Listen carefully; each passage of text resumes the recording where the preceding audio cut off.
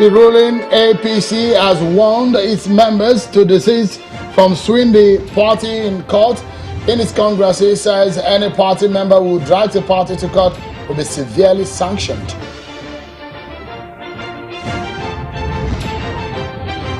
And the inflation figures decline yet again. But what is the implication of that latest development? We'll find out tonight.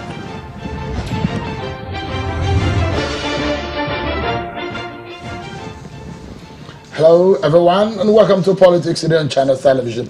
I'm Sean Kimaloye in Lagos. Let's begin by getting started with what has become a very packed program tonight. So much to unbuckle. Let's begin by telling you that 100 days after the ban on Twitter in Nigeria, the federal government has again promised to restore the service and operations of the microblogging site very soon. Declining to give specific details, the Minister of Information and Culture, Alhaji Lai Mohammed, told State House correspondents after the Federal Executive Council meeting that although the government is working hard to find closure on the matter, it is not unmindful of the anxiety of Nigerians. Take a listen to Lai Mohammed on that.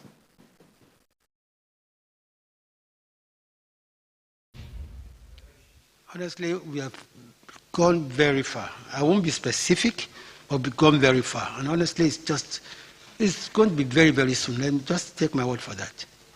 Even Twitter itself, 2 days ago,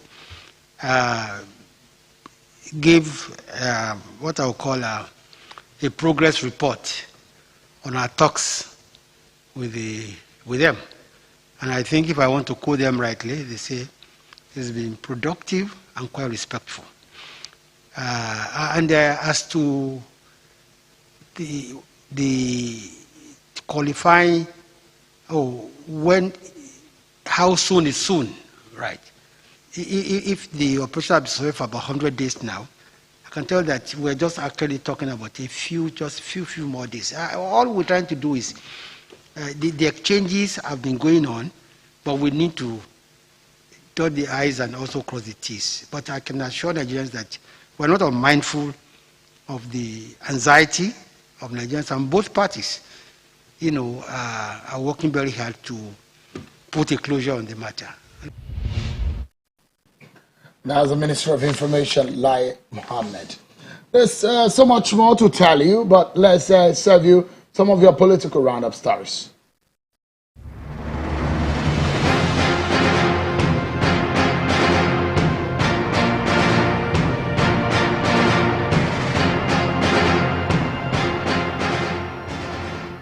A socio-cultural group, the Igbo Elders Consultative Forum, has criticized the sit-at-home order issued by the indigenous people of Biafra. Addressing a news conference in Abuja, the chairman of the forum and former governor of Anambra State, Dr. Chukwuemeka Ezefe, says the order is not good, adding that the leader of IPOB had promised to cancel the order. I found people playing soccer on the highway. That is not the kind of culture we know of. Sit at home is not good.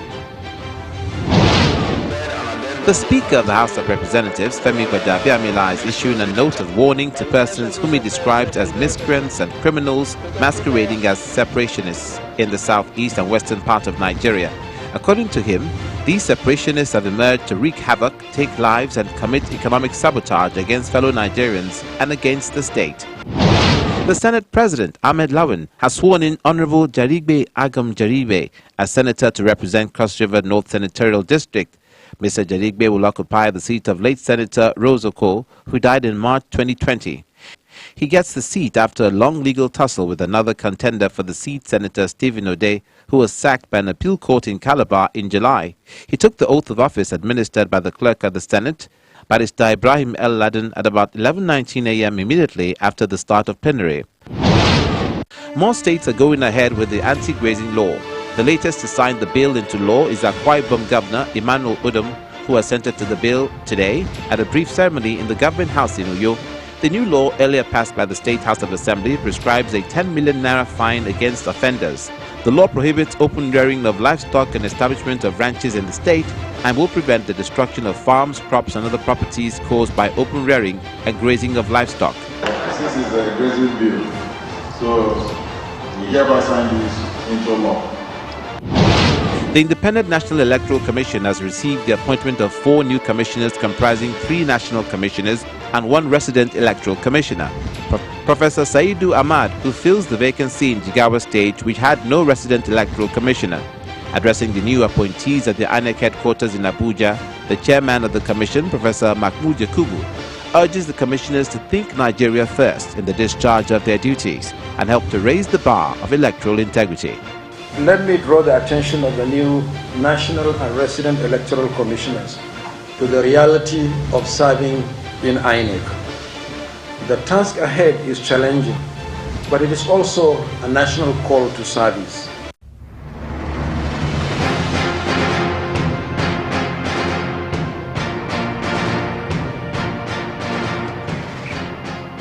Thank you so much, everyone, for staying with us. Let's tell you that a former governor of Borno State and a chieftain of the ruling All Progressives Congress APC, Senator Alimadu Sharif, has made it clear that it is not in the best interest of Nigeria, those who are calling in some quarters that the president of the country should come from a particular section. The former national chairman of the opposition PDP is making the statement after a courtesy call on the governor of Ebonyi State, David Umahi, at the executive chambers of the government house in Abakaliki earlier today.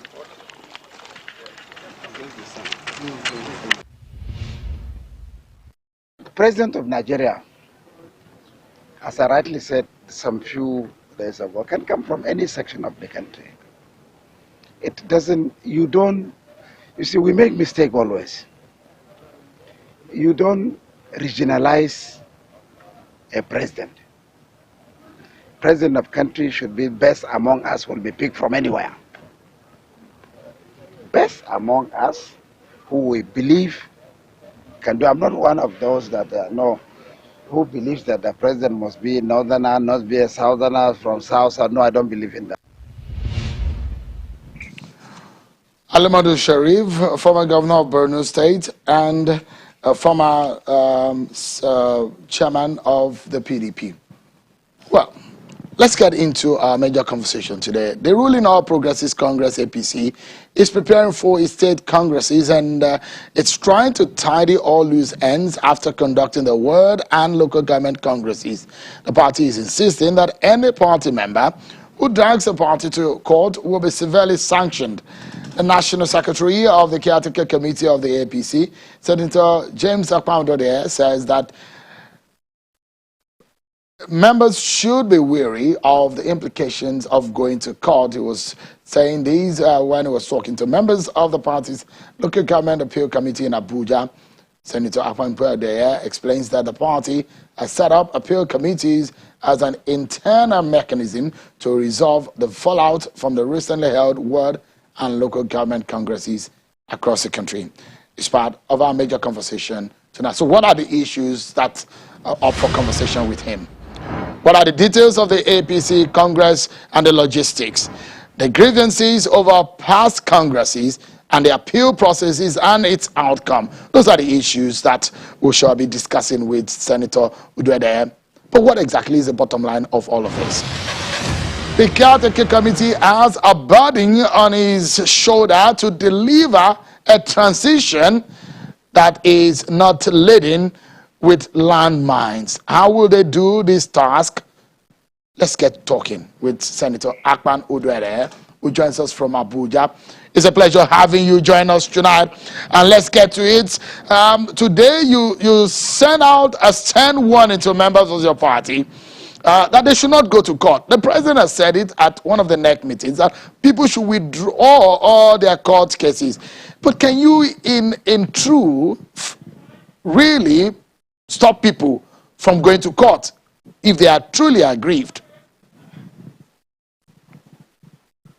Thank you. As a party, we are guided by our constitution and we are guided by decisions of NEC.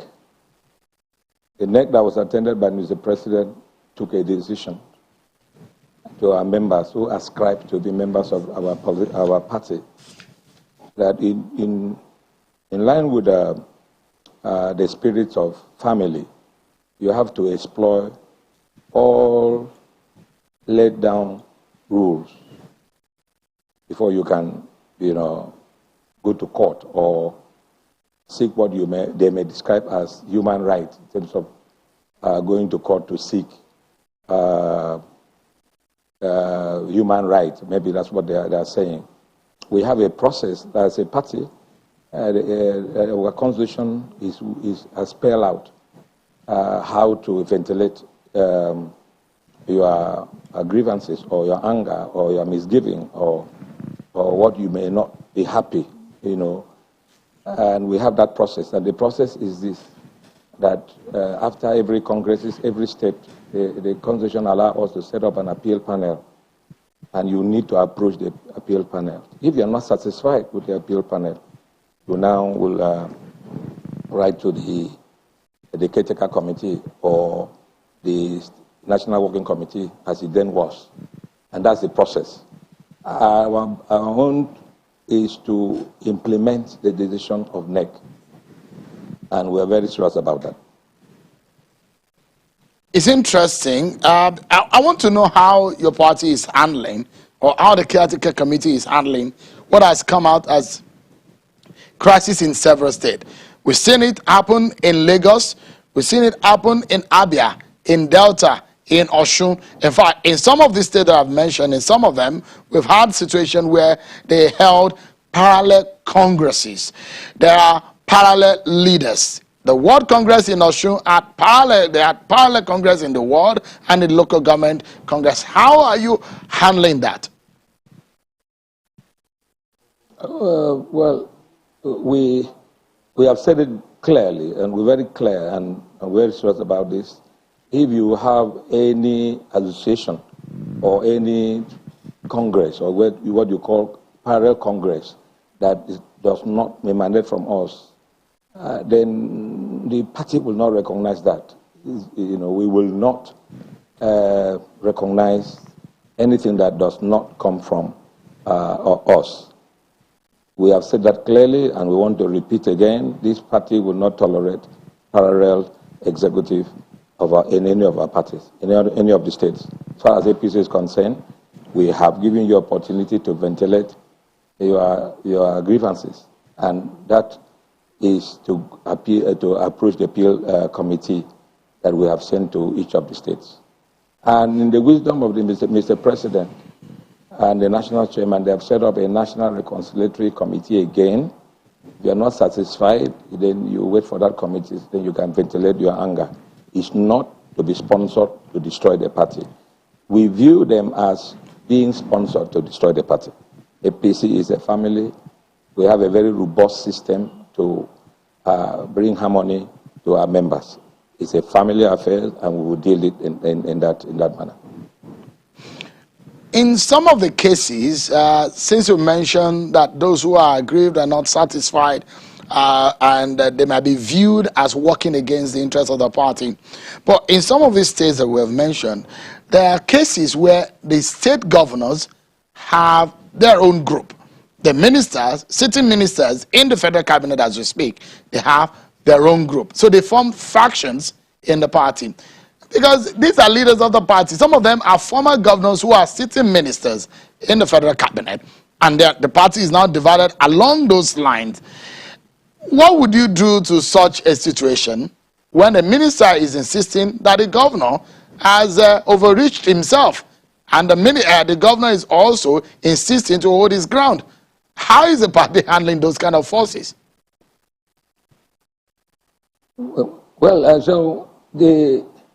Like I said, I want to repeat again, politics is a very dynamic game. Those that you've seen to be fighting today would sit at the round table amicably to resolve issues.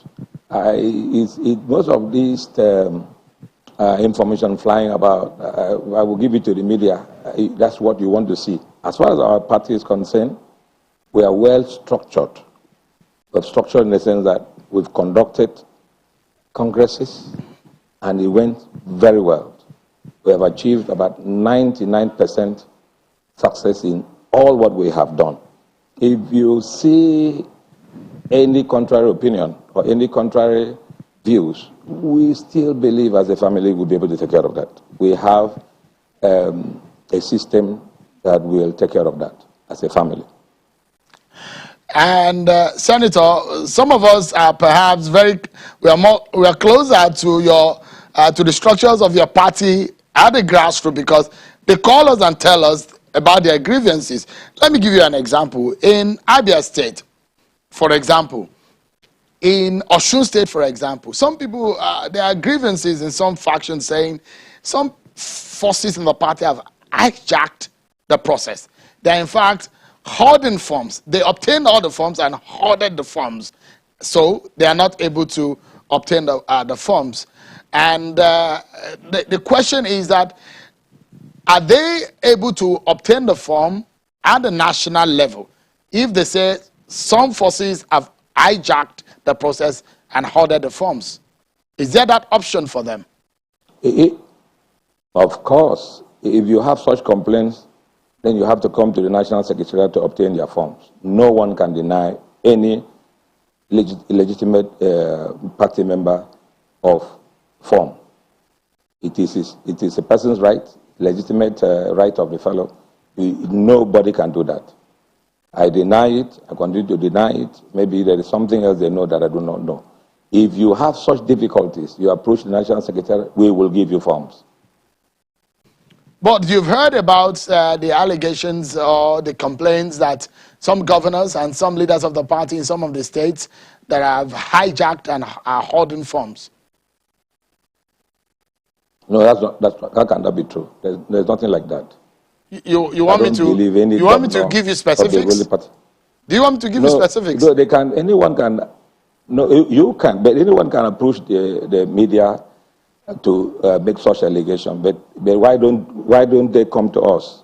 We have said clearly, if you have such difficulties, you approach the National Secretariat, then we will give you forms. You know how we raise money? So we know how the party raise money? We raise money by selling forms. How can we cheat ourselves? Form is for you to buy. That's how we raise money. Therefore, it will be to our disadvantage if we encourage that. We don't encourage that. We allow everyone to buy forms and have access to form. This party does not tolerate that. That I can tell you.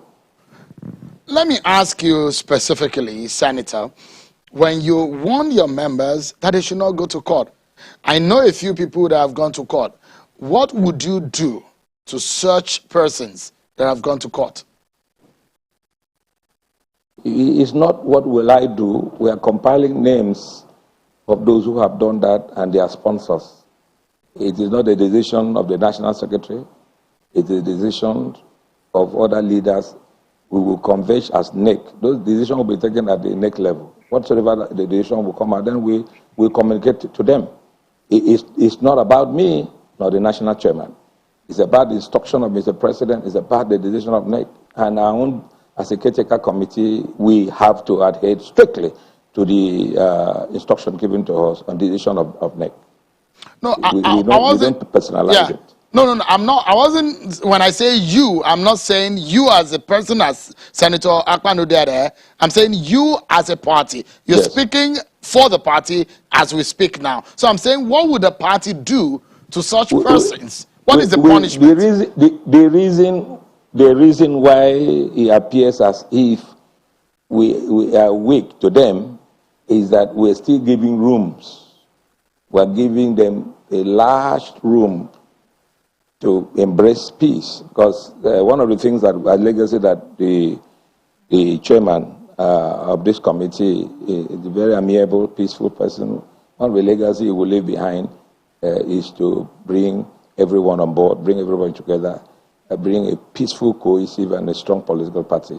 As a family, when you see deviance in the nature at all, like if you're a father, you have deviance in the family, they are still your children, you still give room before you bring the big stick on them. What we will do is we are still going to give them rooms to ventilate and to reconcile, to come together, to build a strong, viable political party.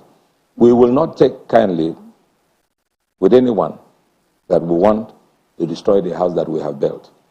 And we are very clear about it. Is the option of expulsion open as a form of punishment to any of the members? That is left for the NEC. Of course, we have such ability and capacity. The party will take that decision at the NEC level. Consultation with major stakeholders. Then we will do that if it comes to that. When is this NEC meeting? We will not. Let me tell you. We will not allow anyone to be sponsored by an opposing political party. We know those who are behind most of these court cases. They are used to doing it. Most of them have been bankrolled by the major opposition political party. And it is of their interest to weaken our party. We will not allow it. We understand the information at our disposal you may not have. What you'll be doing, or what you'll be getting, is to enrich your content. But what we know is different from what you know. And what I mean is that we have put a robust system to tackle or to bring everybody on board. We have a system that can do that. And we have a very calm and intelligent, calculated, open national chairman, the person of Honorable Mai Mala Buni, the governor of Yobe State. I mean, if you cannot approach him, then you cannot approach the party. And there's something else you're looking for. You are not looking for the unity of the party. Your interest is not to unite the party. This party is bigger than individuals. And individuals must see themselves so. The party is big enough for anyone to, to aspire to wherever he or she wants to aspire to. It's not to take the other route of saying, the court will decide on how do we run our affairs. I mean, it's very embarrassing. You can see even the Chief Justice of the Federation has shown concern about, court orders from everywhere flying as if. All right. Let me quickly ask you, Senator, because when you mentioned, I was going to ask about the NEC meeting, if you have a specific date. But you're talking in respect of those who are taking the party to court, or those who are having legal battles within the party. But what is in a case where the party itself is the one taking a member to court, as the case is in Imo State? The E14 led executive of the party and the court case there.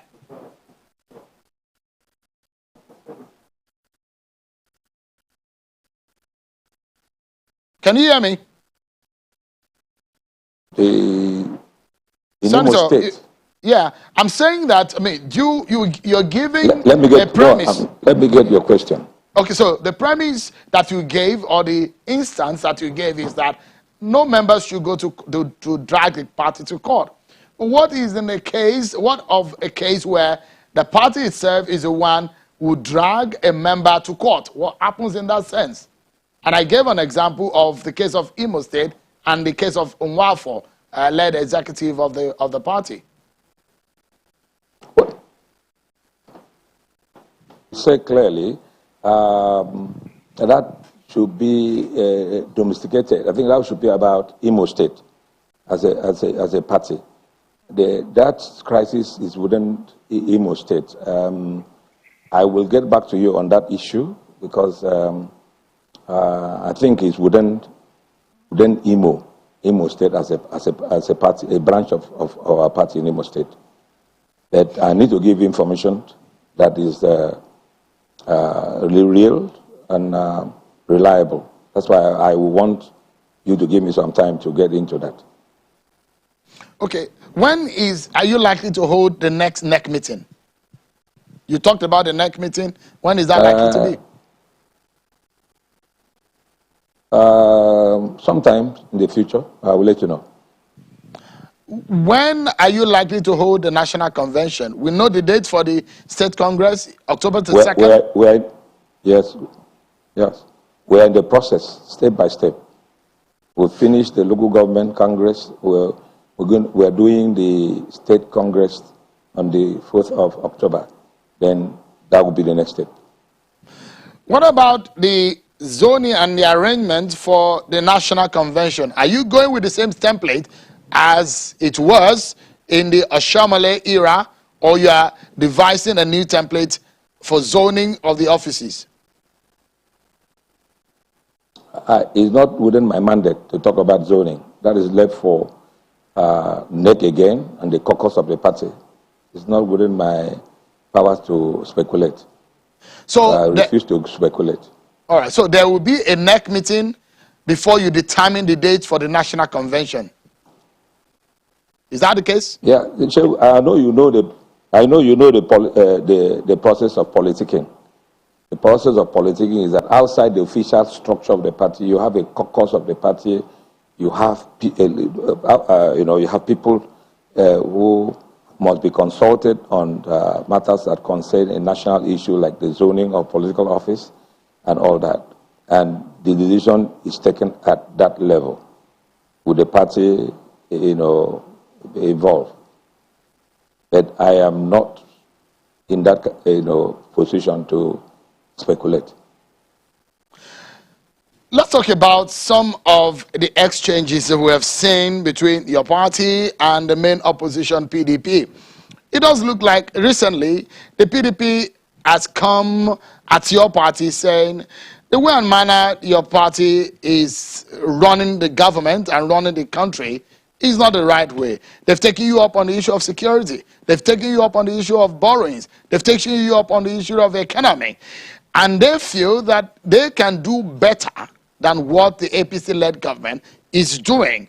Can you tell Nigerians that they can trust your party that is at the helm of affairs on the way and manner things are being run? As the PDP is saying, they say that with the way things are going, they have a very good chance of removing your party from the center come 2023.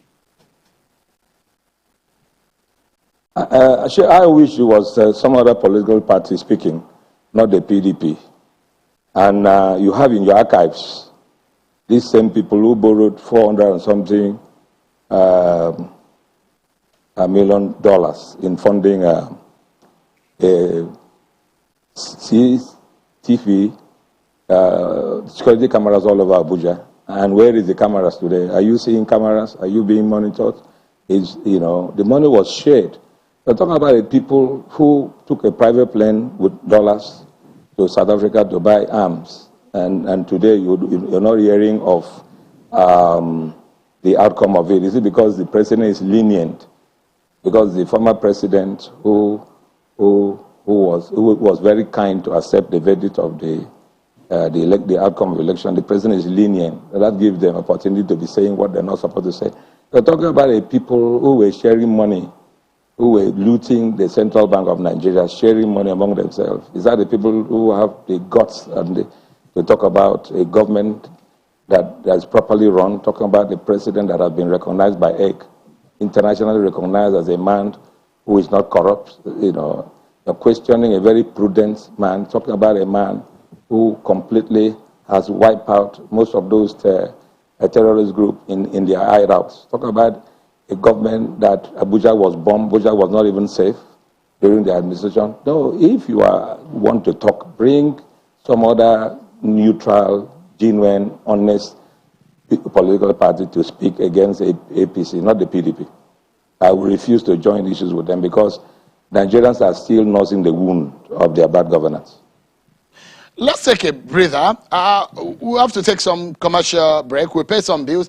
And when we come back, we'll get our closing moments with you. There's a few more questions I need to ask you, Senator Oduade, and we'll come back and conclude. We'll take a break. And when we return, Mr. Bismarck Rewani, a renowned economist, will join us. He will help us bring a sense into what happened today in relation to the inflation figures that's just been released. What does it mean for the Nigerian economy? That's after now.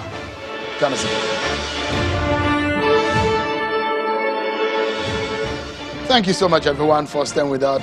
Senator Akpan Uduade is the National Secretary of the APC Caretaker Committee and the Convention Committee. He's in Abuja, has been talking to us about the state of affairs of the APC. Thank you so much, Senator, for your time tonight. Let me ask you, I know that your party, led by Governor Memala Buni, has been luring a lot of members of the PDP that you spoke about today. About 3 or so of the governors of the PDP have joined your party APC. Now we are hearing also the same way we were hearing that some of these governors were going to join. Now we are hearing that a former president is likely to join. Give us a sense of the possibility of that, Senator. Are you expecting, are you working, are you luring, are you conversing for the former president, Goodluck Jonathan, to join your party? Once again, I'm not speculating. Everyone is allowed to join the APC. A legitimate fellow is allowed to join. We welcome everyone that wants to join the political party because it's a party to beat. The party is getting stronger in the progressive agenda. We are doing very well. We have done what others could not do. And you will agree in terms of security. Look at the PIB bill that has been passed to law. The president having the strong leadership ability to assent to it, knowing that it's subject to amendment. It's so good to start somewhere. And we have done that for not only Niger Delta people, but to bring income and to improve our resources, financial, base of the country, to attract investment and all that. I'm hearing that for the first time that we are expecting the former president. That would be a great news. We will welcome him. That's to the party. That will strengthen our party also. So the other side of the news is the possibility of having him as one of your presidential candidate. Aspirant. Is that a possibility too? If that kind of personality joins your party, because these are some of the stories that are flying around. So the last enlarged neck of the party actually gave a blanket approval and to any individual that want to join the APC, that if you join APC today, it's like if you were a founding member of the party. So anyone who joined today has the same opportunity to run for any office in this party. It has always been so. So I'm not speculating. I'm not in the position to speculate. Politics is politics. Yeah. Because, from what I hear, I understand that you are one of the master strategists behind some of the activities of Governor Buni. And some of these governors that have come to your party, I understand that they are not far away from some of your strategy. Give us a sense of the benefits, the privilege that we're speaking to you tonight. Are you expecting more governors from the opposition parties? Let me, the nomenclature of what you have given to me is not true. The party is heavily led, is by the national chairman. You don't know the skill of the national chairman. Is a amiable, peaceful, calm. People trust him. So it's not me. So that is not me at all. It's between the national chairman and the president and other governors of this party. It has nothing to do with the national secretary. So you expecting? We are expecting even you, we are expecting you, even Shem. We are expecting. I can bet with you that credible. I will never join a political party. Take that to the bank. I don't have interest in politics. Okay, thank you. Beyond being a political journalist. Yeah, thank you so much. So give us. Well, the party is open for more governors to come into our party. Before December, we are expecting some of them. All right.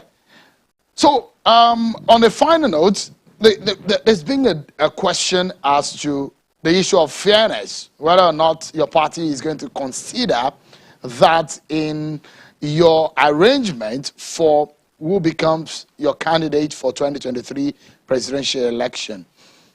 Has that been a matter for consideration of how you want to measure fairness, justice within the regions of the country? Let me go back to the question that you were asking me. You see, the main problem why people are complaining to you, that is the media, is that they don't want to tell you the truth. Mr. President came out with an agenda or maybe a policy or maybe to re-engineer the political process and said politics should return to the grassroots. Most of the people who are complaining are using their name to allocate offices to themselves. For instance, if you are a former this, a former that, people claim local government, say, I own local government A, I own state A, I own senatorial district B. No, they did not listen to the president when we started the registration of membership of a political party, that politics has returned to the honors of politics, the grassroots. So you must present yourself at the level of your ward, your unit, to be voted for. If you don't win, you now will agitate. So I am former this, I am former this. I'm supposed to be given my local government. What about those grassroots people who have suffered to build this party? What will you say of them? And we also say, if you want to be like a member of this family, you can go to your unit or your ward and do the option of consensus. What it means that you take other people into consideration to sit down to arrange those things. Some people allocate to themselves local government. You don't even want to sit with people to talk about what happened in your ward. That is a problem you are hearing. Those are the people running to court because they have prepared the list before the congresses. We don't behave that way. This Boni-led committee will not accept that. You will go to your ward. You will go to meet with your people. We have option. The constitutional provision is not me. It is not the caretaker. It is there in our constitution, clearly spell out that you can opt for consensus, where you sit with people and arrange how executive will be. It's not a matter of saying, this is my local government, this is my state. You run around Abuja, corrupting people, lying against people, saying all sorts of things just for your local government to be given to you. But what about the politics of those who have suffered to build this party from bottom up? Those who canvass for this party, they also have right. They might not be known in Abuja, but they are strong in their unit. They are strong in their local government. What will you do to them? No, the question I'm asking is your party considering the rotation arrangement that people are, some members are saying that it will be fair to come to this region or that region. Is that part of the consideration of your party? That's the question. The constitution of the party allows so many things. Anything that will bring fairness, anything that will make us win, anything that will make appeal to voters to vote for us is on the table. And what would that be? The agitation of Nigerians is on the table. Where we get votes is on the table. How we are going to win is on the table. The strategy to win is on the table. That's what political party is all about. So it's possibility of your party. Yeah, so possibility of your party retaining the power to the north, the presidential candidate to the north. I have told you that I am not mandated to speculate. I don't speculate. The party will meet in large caucus, will meet and agree on those things. And we'll come out and say, this is what we're going to do. And we will do that. We will do just that. Expect me to speculate. You don't expect me to start saying what is not true, what I'm not being asked to say. I speak on behalf of the party. I'm not speaking as Senator John Akpan-Odoide. I speak based on decision of the party. I speak the voice and given voice of the party and the mandate given to me to speak. Senator John Akpan-Odoide, the National Secretary of the APC Caretaker Committee. Thank you so much, Senator, for your time tonight, and I appreciate giving us the opportunity to explain some of these issues. Thank you so much indeed. Let's switch gears now and speak on some governance-related issues. So Nigeria's inflation rate is dropped by 0.37% to 17.01% year on year at the end of August from the 17.38% recorded in July. This was disclosed in the Consumer Price Index report just released by the National Bureau of Statistics. So we're going to get to break it down for you. And, you know, when I have some of these complicated figures, that is probably very difficult for the average man to break down, we bring Mr. Bismarck Rewan in. But what are the issues tonight that we want to engage Mr. Rewan in? The consistent inflation decline, what does this mean? The economy, is it shaping up or not? What is the effect of this latest figure on the average man and the money in their pockets and the food on their table? The bottom line, everyone, for this conversation, what is the implications of the latest inflation rate? I'm being joined tonight by Mr. Bismarck Rewan, an economist and the CEO of the Financial Derivatives. He joins us from Lagos, Victoria Land area of Lagos. Thank you so much, Mr. Rewan. I appreciate your time. You know, I call on you, and I'm not tired of calling on you. And thank you that you're not tired of my calls. When I have these complicated issues on my hand, you know the best way to break it down. Please break it down for us to get a sense of what it means. There is a consistent decline in the inflation rate. What does this mean? Good evening, viewers, and thank you for having me. Inflation has two dimensions. It has its economic dimension and it has its political dimension. It is actually what inflation measures the change in prices, and it is not nominal prices. Therefore, you can have inflation declining while the prices of goods are actually increasing. So let me explain what inflation is all about. What has happened is that the basket of goods that were bought in August 2020 across the country, from Maiduguri to Lagos to Ubiaja to Uromi, all of these prices compared to the price of the basket of goods bought in these four markets, using as an example, have increased by 17.01%. This basket is about 60% made up of food and about 40% made of non-food items. So what has happened is that the price of this basket has increased, but within that basket, there are other items that are at play. There's what we call core inflation, there's what we call food inflation, and what we call non-food inflation. So generally speaking, for the past 5 months, we've had inflation decline from all the way from over 18% to about 17.01%. However, it does not mean that the price of goods have dropped by 17%. What we did is to create a synthetic basket of some products. And the synthetic basket was measured at Sura Market and Oyinbo Market. And the price of the goods in that basket went up by 26.1%, while the goods in the national basket went up by 17%. For example, in August last year, the price of rice was 28,000 naira a bag. In August this year, it is 27,000 naira a bag. The price of flour last year was 13,000 naira a bag at this time last year. It's 18,000 naira in August, and today it's about 21,000 naira, up by 38%. Maize was 13,000 last year, 13,000 this year in the upper regions of Nigeria. Pig milk was 195 naira for a little carton. Last year, it is now 230 naira. Coca-Cola was 100 naira this time last year. It's 150 naira this year. Cement was 2,600 last year. It's 4,000 naira this year. So the average price increase in this synthetic basket was 26.1%, while the average basket across the country, and I used four cities as examples. I used Maiduguri, Lagos, Uromi, and Ubiaja as examples to measure the basket. Now, having said that, within Nigeria, you have rural and urban inflation. Rural inflation and urban inflation actually declined compared to last year, because don't forget, this time last year, we're just beginning to open up after the lockdown. The lockdown was in the second quarter, the opening up was in the third quarter, and August is in the third quarter.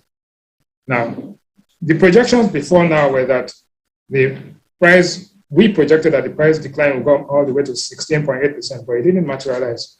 Why? Because what are the things that are stoking inflation? There are four major things that are stopping inflation. One, the price of petrol and diesel. Two, the exchange rate. Three, the disruption and insurgency. And four, other cost push factors, including demand pull factors, including the velocity of money and the volume of money in circulation. So if we take them one by one, you will find that one, the exchange rate at this time last year was about 450 naira to a dollar. Today it is, in the parallel market, it's 560 naira to a dollar. So that has fed through into the prices. We also have the price of petrol at this time last year, because it came down marginally, it was around 125. The price of petrol now is 165, but it could actually increase after the regulation. Money supply saturation, we've had an increase in money supply and also demand pull inflation factors. Insurgency was not as bad at this time last year as it is now. All of these things have affected prices. Now, so what we now see and what we expect in the next month is that inflation is beginning to moderate, but there's a risk that we may get to a point of inflection, especially because of the shortage of some products and the factors which I just talked about. I don't know if that explains that in the first step, Seung. Absolutely. You've been able to give us a sense of what it directly means. And as our viewers are able to see those materials and those products in the market, they can relate easily with it. And you've given us examples of this product and how their prices are varied within this period that you have mentioned. Let's get a sense of some of the, you've given us the quick facts that we need to know, but give us a sense of, are there any risk involved in the aftermath of these latest figures? Do we need to be careful? Can we maintain this decline? Well, let me, first and foremost, you are actually beginning to tread into the political consequences of inflation. But first of all, let me say something. If you compare the global trend and the regional trend with what's happening in Nigeria, they seem to be similar. And to that extent, the UK announced today the highest rate of inflation since 2008 at about 2.3%. Now, but the US announced a slight decline from 5.4 to 5.3, and in China we saw a decline. In South Africa, amongst the African countries that we view, 6 of them, 3 increased and 3 declined. I think in Ghana there was an increase to 9.5%.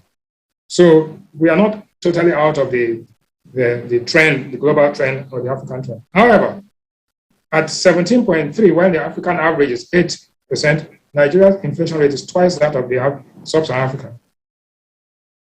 The global inflation is about 4%. Nigeria is 4 times higher than the global rate of inflation.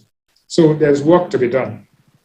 But when you break it down, in Nigeria, for example, the highest rate of inflation was in Kogi State, where it's at 23.4%.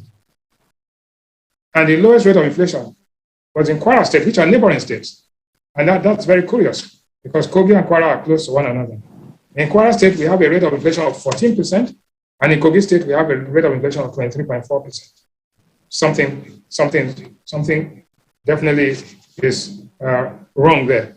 One can only attribute this to the level of insurgency and the disruption to supply flows from the Middle Belt and the North Central to these areas. The second lowest rate of inflation is in Rivers State, which came down to 14%. And the third is Bayelsa State. Rivers State and Bayelsa State are contiguous states. And we saw this come down. And at the same time, in the higher states, we have Bauchi State and Oyo State. Oyo State is way in the southwest, and that actually leads to some questioning as to why it's happening. Is it because of transitory or structural issues? But interestingly, what you have to understand is that the rule of the thumb is that every 1% increase in inflation increases the level of unhappiness in a country by 0.6%. So the unhappiness index, which is another proxy for misery index, increases. And if you actually compound that or juxtapose that into an unemployment factor, so when you have unemployment and inflation, those two give you the misery index. And that makes you think. So the political consequences are that even though inflation is reducing at a slow pace, we cannot afford to have unemployment increase. So that takes you back to, is the economy growing? And if it's growing, is it growing in the sectors that employ people? Yes, we are growing based on base year effects, but the growth is not inclusive. And the sector that employs the most people, agriculture, actually slowed. While trade, which employs the most informal people in the country, actually expanded. So there's work to be done in terms of inclusivity of growth, making economic indicators have an impact on the well-being of people. Or if not, you have happy statistics and unhappy people. That is what we try to avoid in this circumstance. Let's make it, because some of our viewers are already said, I mean, the picture that you painted about the commodities, the price of the commodity in Lagos, for example, if we can have that slide back on. Someone is already telling us that if the price of rice in Abuja, in Gariki market precisely, is over 30,000. And because this is what the average person in Nigeria can relate with, because they go to the market, you have to eat. So the question is the handling of the economy. Are things getting better? Are we hopeful of a brighter future in the nearest days, nearest future and days to come? What should we be expecting? Should we save more? Should we be optimistic? I mean, we are in the ember months already, Mr. Buriwani.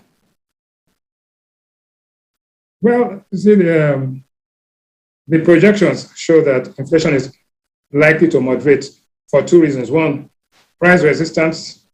The consumers have limited income. They have a squeeze in their income, so they are also shifting their consumption. 1 in 2 Nigerians is eating less in terms of quantity and less in terms of value and less in terms of quality than it was a year ago. So consumers are actually beginning to eat less. And in the non-food basket, 1 in 4 Nigerians is buying less. Therefore, because of price resistance and because of increase in output, because growth is beginning to increase, we are likely to see a moderation in inflation, except for the jump that is happening in September because of the exchange rate pressures and the exchange rate mechanism. So technically speaking, there's no silver bullet. You need to grow output, and also there needs to be a reduction in the leakages from the system, both in the public sector and the private sector. That is extremely important because there's lack of productivity, there are leakages, and there's also wanton corruption. So we need to bring that under control.